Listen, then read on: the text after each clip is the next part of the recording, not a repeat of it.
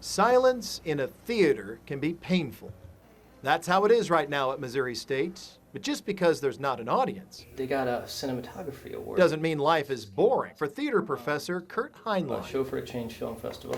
Heinlein just finished stepping from the stage to the screen, directing a short film.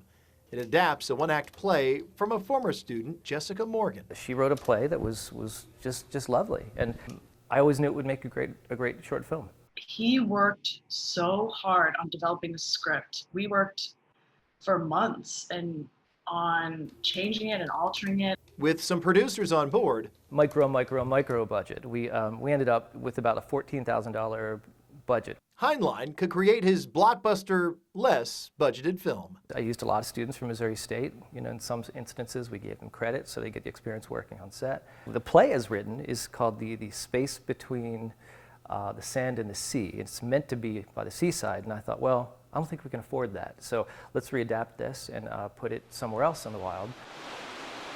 And that's where the Ozarks steps in. The space between the sand and sea became between the crag and the sky. You can make it an afternoon with me, can't you? You see a dad about 50 years old. I didn't write it to be me, but it just, there's a lot of parallels. And you see a teenage daughter, and the dad's trying to reconnect with her and introduce her into a place that was special to him and his wife.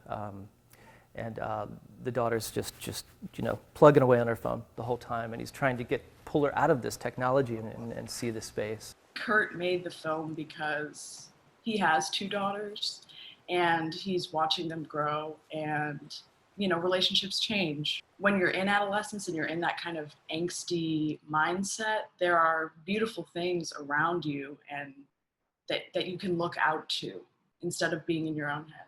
Just days after being submitted, Between the Crag and the Sky racked up 7 award nominations.